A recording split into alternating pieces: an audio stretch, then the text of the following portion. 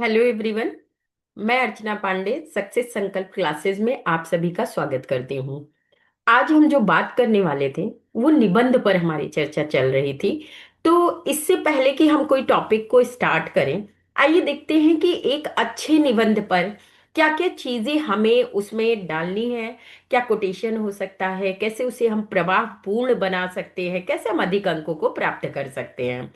वैसे किसी भी निबंध को या किसी भी टॉपिक को लिखने का कोई एक मानक नहीं होता कि वो ऐसे ही फिक्स पैटर्न पर लिखा जाए तब वह आप एग्जामिनर तक अपनी बात पहुंचा पाए। बस हाँ, कुछ नियम होते हैं जिन्हें हम अपने निबंध में या किसी भी टॉपिक पे समाहित करके इंक्लूड करके एक अच्छा निबंध के नंबर प्राप्त कर सकते हैं। तो हम कुछ ऐसी ही चर्चा करेंगे। हम ये भी नहीं कह रहे हैं कि ये जो निबंध के तरीके हैं वही हार्ड एंड फास्ट रूल है। नहीं, ऐसा नहीं है।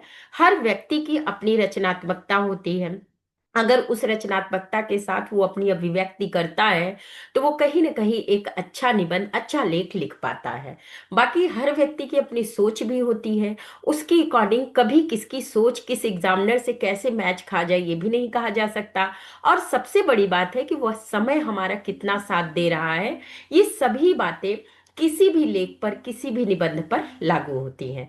लेकिन एक जनरल चर्चा अगर की जाए कि निबंध को क्या हम कर सकते हैं, कैसे लिख सकते हैं, तो ये आज थोड़ी बातें करते हुए हम महिला सशक्तिकरण के एक निबंध पर एक टॉपिक सा बनाएंगे जिसे हम अगली क्लास में चर्चा करेंगे। तो आइए देखते हैं कि निबंध में हम क्या क्या ऐसा इंक्लूड करते हैं। जैसा कि हम सभी जानते हैं कि निबंध क्या होता है। निबंध होता है जोड़ना। जोड़ना किन चीजों को बिना बंधन के पूरी तरह से ठीक तरीके से किसी भी चीज को एक तरीके से जोड़ना, वह होता है निबंध। निबंध में जो नि शब्द है वो पूरी तरह से ठीक से और बंध धातु से यानी जोड़ना, मतलब किसी भी चीज को एक व्यवस्थित, सुव्यवस्थित, क्रमबद्ध तरीके से स्पष्ट लेखन शैली के रूप में प्रस्तुत करना ही निबंध होता है। अब निबंध को ऐसा क्या है कि जिसको एग्जामिनर आपसे पूछना चाहता है या परीक्षार्थी को अपनी निबंध में वो दिखाना पड़ता है, तो आइए देखते हैं। देखिए, सबसे पहली बात है कि जो एग्जामिनर होता है वो उसकी कुछ अपेक्षाएं जुड़ी होती है। क्या अपेक्षाएं होती है कि जो भी व्यक्ति निबंध को लिख रहा है, परीक्षा में अधिकारी बनने के लिए आ रहा है, उसे विषय का चयन करने की कितनी योग्यता है, उसके विचारों में कितनी स्पष्टता है, उसके बाद उस जिस विषय को उसने चुना उस विषय में उसकी निकटता कितनी है, मतलब वो उसे कितने अच्छे से समझ पा रहा है। संगति, संगति का मतलब है कि उस टॉपिक से जुड़े हुए जो कंटेंट है वो कितने अच्छे तरीके से प्रस्तुत कर पा रहा है। प्रभावशीलता, उसकी जो भावशीलता है या उसके लिखने का जो तरीका है उसमें कितनी प्रभावशीलता है, ये भी एग्जामिनर की अपेक्षाएं होती हैं। भाषा कैसी हो, भाषा शुद्ध होती है। और लेखन शैली क्या हो, प्रवाहपूर्ण हो, और उसमें तथ्यों का संकलन, सुंदर समायोजन किया गया हो। यही अपेक्षाएं एक निबंध लेखक से की जाती है। परीक्षार्थी हो या जीवन में कोई भी निबंध लिखना हो, उसमें निबंध में अपने विचारों की स्पष्टता को प्रकट करना ही एक कलात्मकता है। और हर व्यक्ति अपनी कलात्मकता को प्रस्तुत करके अच्छे मार्क्स या कहिए जीवन में अच्छे तरीके से अपने विचारों को अभिव्यक्त कर सकता है। उसके बाद हम देखते हैं कि जो निबंध होगा उसको करते समय हमें किन बातों की तैयारी करनी है। तो निबंध में हमें क्या करना है, एक चरणबद्ध तरीका अपनाना है। क्यों अपनाना है? क्योंकि किसी भी चीज को अगर क्रमिक रूप से व्यवस्थित नहीं किया जा सकता तो वह अपने परिणाम तक पहुंचने में बाधा उत्पन्न करती है। इसीलिए हमें किसी भी चीज को लिखने के लिए क्या करना पड़ेगा, उसको चरणबद्ध तरीके से भागों में विभाजित करना पड़ेगा। कैसे कर सकते हैं? जैसा हम सभी जानते हैं कि एक अच्छी प्रस्तावना किसी भी निबंध के लिए अत्यंत आवश्यक है। क्यों आवश्यक होती है? क्योंकि निबंध की प्रस्तावना वह द्वार होता है जब कोई व्यक्ति उस निबंध को पढ़ने के लिए उत्सुक होता है और तत्पर होता है। अगर हम किसी भी निबंध को ऐसे प्रवाह पूर्ण लिखते हैं तो व्यक्ति पहले ही झलक में उसे देखना चाहता है, उसे पढ़ना चाहता है, उसके विषय को समझना चाहता है, उस व्यक्ति के विचारों को जानना चाहता है। इसलिए भूमिका क्या होती है? भूमिका उस निबंध का प्रवेश द्वार होती है, तोरण द्वार होती है, जिसे हमें सजाकर प्रस्तुत करना पड़ता है। फिर विषय के महत्व के आवश्यक पक्षों और उसके आंकड़े। मान लीजिए हम किसी भी चीज को लिख रहे हैं, एक देश एक चुनाव के बारे में, तो सबसे बड़ी बात हमारे पास तथ्यों का संकलन हो कि हम उसके पक्ष में जो बात कर रहे हैं वो कहाँ तक सार्थक है, क्या चीजें उसमें शामिल की जाए, कब चुनाव हुआ था, कब उसमें उसको ध्वस्त कर दिया गया था, कब एक साथ चुनाव होते थे, क्या समस्याएं आई, आगे हम ये निर्णय ले तो क्या समस्याएं आ सकती है। इस सब के संदर्भ में हमारे पास आंकड़े होने चाहिए। उसके बाद किसी भी पक्ष, विचार और तर्क को प्रारंभ नए पैराग्राफ से ही होना चाहिए। मतलब जब हम निबंध को लिखें, आप लिखें तो फिर उस समय क्या हो, जो भी आप तर्क दे रहे हैं, जो भी आप लॉजिक दे रहे हैं, उसको एक नए तथ्य के लिए एक नया पैराग्राफ भी समाहित करना चाहिए। क्या होगा कि जैसे जैसे पहली लाइन को पढ़ेगा एग्जामिनर या कोई भी व्यक्ति, उसकी आपके निबंध के प्रति उत्सुकता बढ़ेगी। उसके बाद पक्ष विपक्ष के कारण, विचार, कारण, प्रभाव और परिणामों की भी चर्चा करें। जो भी आपने तर्क दिया है, विचार दिया है, उसका कारण क्या है, उसका क्या प्रभाव आगामी समय में पड़ सकता है, व्यक्तिगत सामूहिक रूप में पड़ेगा, इसकी भी चर्चा करनी पड़ेगी। और उसके बाद उसका क्या परिणाम हो सकता है, ये भी हमें निबंध में शामिल करना होता है। इसलिए हम कह सकते हैं कि जब निबंध लिखें तो भूमिका से स्टार्ट करने के बाद सारे जो स्टेप्स हैं वो हमें फॉलो करने पड़ते हैं। और उसमें जब निष्कर्ष की बात आती है तो निष्कर्ष किसी भी तीर का वह तीर होता है जो एग्जामिनर के मन मस्तिष्क में छा जाता है, और वो मार्क्स देते समय, वो आपका इवेल्युएशन करते समय इस बात को सोचता है कि इससे अच्छा कोई नहीं ले सकता। तो हमें जब निष्कर्ष लिखना हो तो इस बात को सोच कर लिखना होगा कि यही वो अंतिम प्रहार है जो हमारी पूरे मेहनत को हमारी सफलता तक पहुंचा सकता है। मतलब प्रारंभ तो ऐसा करना ही करना है जिस पर क्या हो, किसी भी व्यक्ति को पढ़ने के लिए विवश कर दे, आगे बढ़ने के लिए विवश कर दे। और निष्कर्ष इस तरीके से लिखना चाहिए कि जब किसी की पेन उठे या किसी का दिमाग आपको इवेल्युएट करने के लिए आगे बढ़े तो वो आपको मैक्सिमम दे पाए और महत्तम आपका इवेल्युएशन कर पाए। क्यों? क्योंकि वही समय होता है जब व्यक्ति आपके पूरे विचारों को समाहित करके अपने कलम के माध्यम से आपको इवेल्युएट करता है। उसके बाद जितने भी पैराग्राफ होना, वो 50 से 100 शब्दों के बीच हमें लिख देना है। और उसके बाद हर पैराग्राफ में एक नई बातों को समाहित करते हुए उसे आगे ले जाना है। फिर उसका जो भाग होते हैं, हमने देखा कि चरणबद्ध तरीके से हम उसकी तैयारी कर सकते हैं। उसके बाद उसको 3 भागों में बांटेंगे, कैसे भूमिका हो जाएगी, कथा और विवरण का मुख्य भाग देखेंगे, फिर निष्कर्ष देखेंगे। जो विवरण का मुख्य भाग होगा उसमें क्या होगा, उसमें आपको सब टॉपिक्स का चयन करना पड़ेगा। सब टॉपिक्स आप कैसे चयन कर सकते हैं? इसमें इसमें उसका पक्ष होगा, पक्ष से संबंधित जो आंकड़े होंगे उसे प्रस्तुत करना पड़ेगा। आंकड़े और आंकड़ों के साथ उसके जितने भी सकारात्मक पहलू हैं उन्हें हमें प्रस्तुत करना पड़ेगा। उसके बाद उस सकारात्मक के संबंध में क्या आप तर्क दे रहे हैं, उन तर्कों को भी समाहित करना पड़ेगा। इस तर्क के साथ उसका सामाजिक, उसका राजनीतिक, उसका राजनीतिक, उसका आर्थिक, सांस्कृतिक,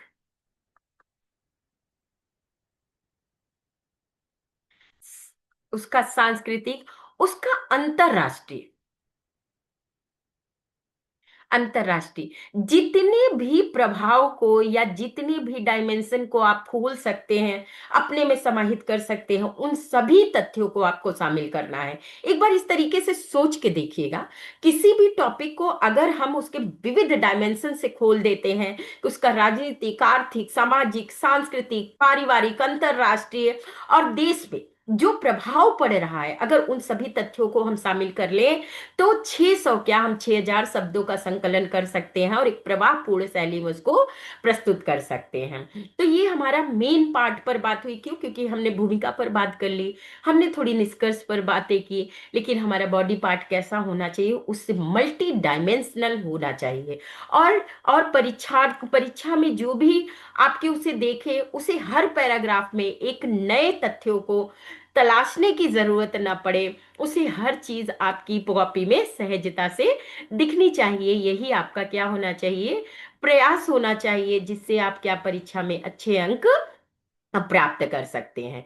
आइए देखते हैं कि ऑर्डर क्या होगा। ये सारी चीजें तो हमने देखी कि तैयारी कैसे कर लिया हमने, उसमें क्या क्या तथ्य होंगे, लेकिन उसको ना एक ऑर्डर में हमको देखना, उसे प्रस्तुत करना। जैसे अगर हम जीवन शैली में भी किसी कार्य को करते हैं, तो वो कार्य क्या एक क्रमबद्ध तरीके से नहीं जो होता, तो कोई भी उसे पसंद नहीं करता है।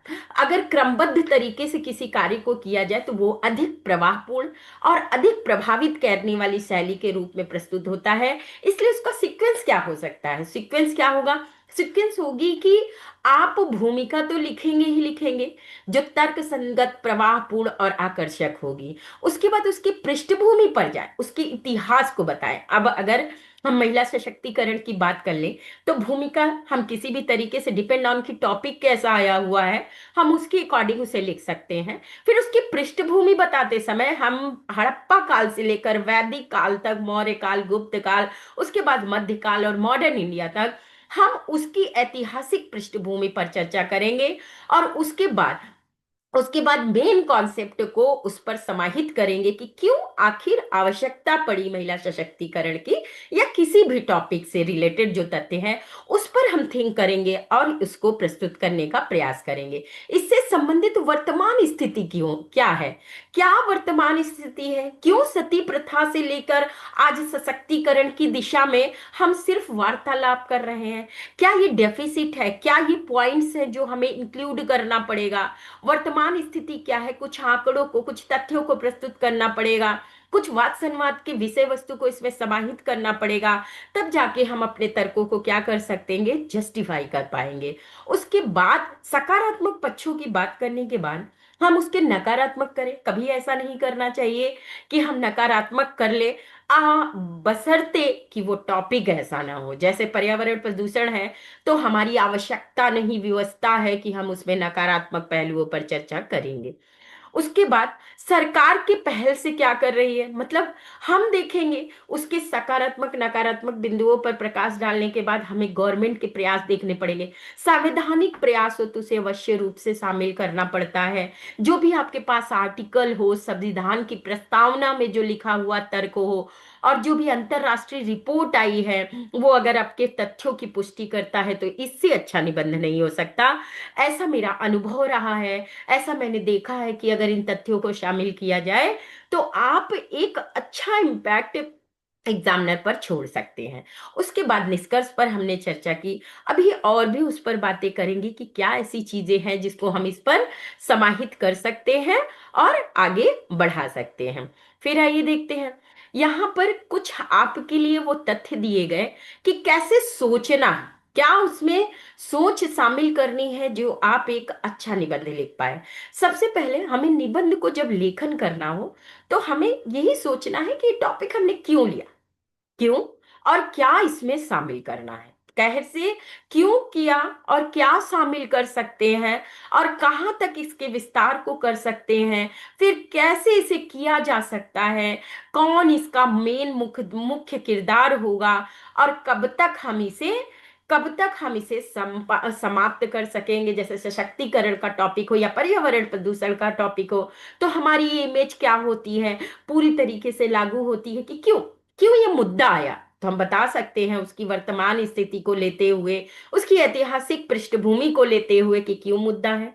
जो चर्चा में बना हुआ है, फिर क्या किया जा सकता है, कहाँ से इसको जस्टिफाई करेंगे, कैसे इसके समाधान को निकालेंगे, कौन कौन लोग हैं जो इसे समाधान पर शामिल हो सकते हैं, और कब तक हम इस समस्या के समाधान को निकाल सकते हैं। अगर इस सहयोगी तथ्यों को हम क्यों, कहाँ, क्या, कैसे, कौन, कब को अगर अपने दिमाग में एक फ्रेमवर्क बना लेंगे, तो हमें निबंध का लेखन करना थोड़ा सहज हो जाएगा। क्यों? क्योंकि जितने भी डायमेंशन हम खोल पाए, वो हमारी सफलता को हमारे करीब पहुंचा देता है। इसलिए जरूरी है कि हम टॉपिक को अपने अकॉर्डिंग न सोचकर टॉपिक के अकॉर्डिंग सोचें। और सबसे बड़ी बात है, किसी भी निबंध को लिखते समय हमें भावनात्मक नहीं होना है। हमें भावनात्मक नहीं होकर उसे तथ्यात्मक सोचना पड़ेगा। तथ्य क्या कहते हैं, आंकड़े क्या कहते हैं, इन सभी चीजों को शामिल करते हुए हमें क्या करना पड़ेगा, एक अच्छा निबंध लिखना पड़ेगा। आइए देखते हैं। अब जब हमारी चर्चा इस बात पर हो गई कि क्या क्या शामिल कर सकते हैं, हमने देखा कि भूमिका में क्या हो सकता है, बात और भी उसमें शामिल करें कि भूमिका क्या होगा, निबंध का प्रवेश द्वार होगा, जैसा हमने चर्चा कर ली है। उसको क्या करना है, आपको एक सुव्यवस्थित करना है। और किसी भी काम को करने के लिए क्या हो आपके पास, और जब निबंध के हम तथ्यों को लिखें, जब उसको इंट्रोड्यूस करें, तो हमारे पास ऐतिहासिक प्रासंगिकता होनी चाहिए, हमारे पास आंकड़े होने चाहिए। हम फिर से क्यों भूमिका पर आए हैं, इसलिए आए हुए हैं क्योंकि निबंध की जान है, निबंध का प्रवेश द्वार है। अगर हम इसको जरा सा इग्नोर करते हैं, तो हमारी सारी मेहनत पर पानी फिर जाता है। इसलिए ध्यान देना है कि अगर हो सके तो हमारे पास उसकी ऐतिहासिक प्रासंगिकता हो, जब हम लिखे हमारे पास कुछ आंकड़े हो, कुछ तथ्य हो, कुछ परिभाषा हो, कुछ प्रश्नों के माध्यम से, कुछ कोटेशन के माध्यम से, कुछ आंकड़ों के माध्यम से, कुछ संवाद के माध्यम से हम अपने निबंध को लिख पाए। तो हमें वो प्रवाहपूर्ण शैली लाने में और तथ्यों को लिखने में थोड़ी सहजता होगी। इसलिए जब आप इसे लिखें, तो इसे देख ले कि हमारे पास क्या सुविचार है, क्या स्पष्ट तथ्य है, जिसके माध्यम से हम एक अच्छे निबंध की तैयारी कर सकते हैं और लिख सकते हैं।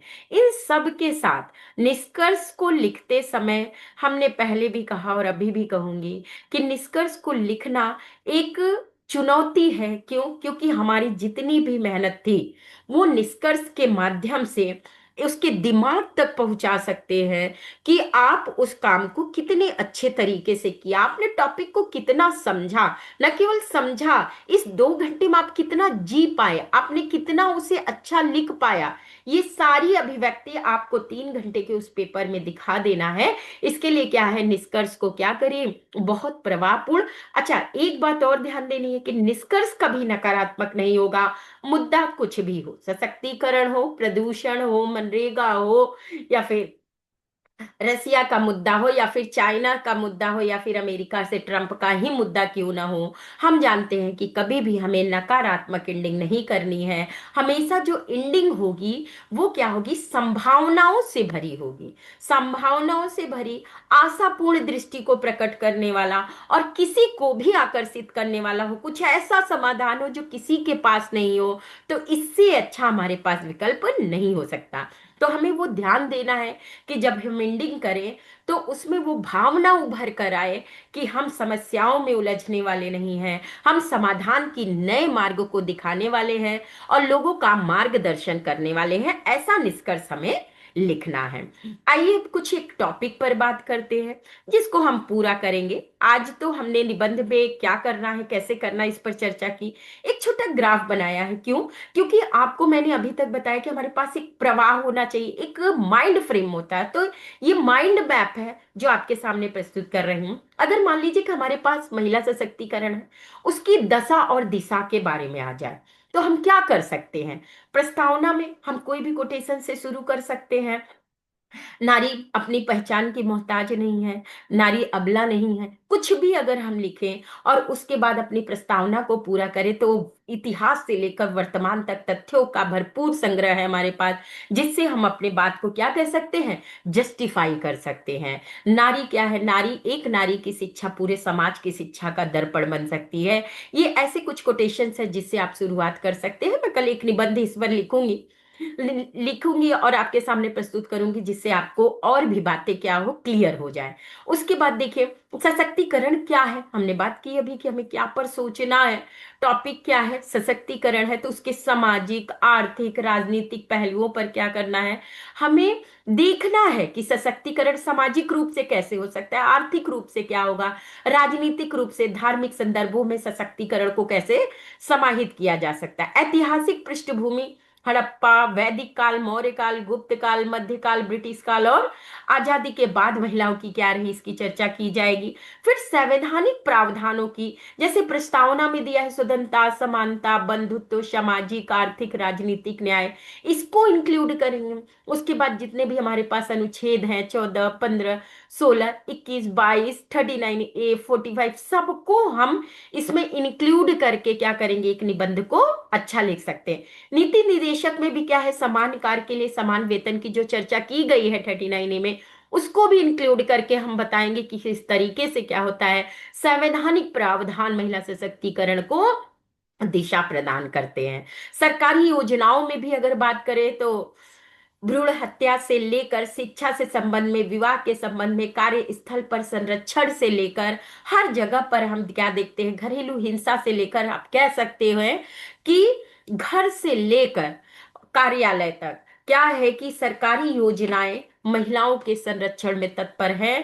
फिर फिर भी क्या है, फिर भी कहीं ना कहीं कमी है। क्यों? क्योंकि सामाजिक सोच और सामाजिक मानसिकता उसे मान्यता नहीं दे पा रही है। फिर आइए नारी की उपलब्धि की बात करें, तो नारी की उपलब्धि पे जितने आंकड़े आपके पास हो, आजादी के समय में उनकी भूमिका, राजनीति के समय में, सामाजिक क्षेत्र में, आर्थिक क्षेत्र में, अभी अभी महिला टीम ने क्या क्रिकेट विश्व कप जीता है, तो खेल के क्षेत्र में, परिवार के क्षेत्र में, आपके पास जितने भी आंकड़े हो और जितने अधिक नाम होंगे, अंतरराष्ट्रीय स्तर पर, राष्ट्रीय स्तर पर जितनी भी संभावनाएं खुल पाए, उनको क्या प्लस पॉइंट करके उसमें लिखना है। उसके बाद महिला की समस्या पर बात करें, समस्याएं भी, जैसे हमारे पास उस उपलब्धियां असंख्य, वैसे समस्याओं का भी एक संकलन है। तो हम सब समस्याओं पर, भ्रूण हत्या से लेकर लैंगिक भेदभाव तक, शिक्षित शैक्षिक भेदभाव, दहेज में, घरेलू हिंसा में, यौन शोषण, स्टकिंग में, किडनैपिंग में, वेश्यावृत्ति, जितने भी आपके पास समस्याएं हों, उन सभी समस्याओं की चर्चा इस पे की जाएगी। फिर समाज, जब हम किसी भी समस्या की बात करें निबंध में, तो हमारे पास समाधान अवश्य होना चाहिए। तो समाधान क्या हो सकता है? समाधान हो सकता है, सरकार के स्तर पर देखें, समाज के स्तर पर देखें, सहयोग के स्तर पर और सहभागिता के स्तर पर देखते हुए क्या करना है, हमें समाधान को प्रस्तुत करना है।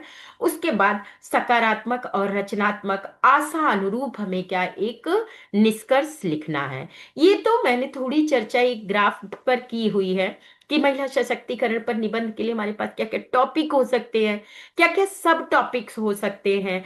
कल की क्लास में, हम नेक्स्ट क्लास में इसे देखेंगे कि निबंध के लिए कुछ आपके लिए इंट्रोडक्शन, कुछ निष्कर्ष, कुछ आंकड़े प्रस्तुत करूंगी, जिससे आपको आपको पता हो या आप इसे लिखने में थोड़ा सहज फील कर पाए।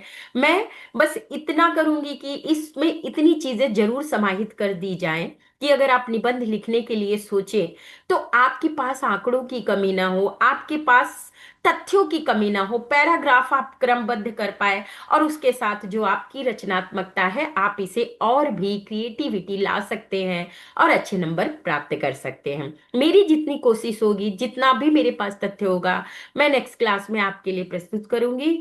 तब तक के लिए धन्यवाद।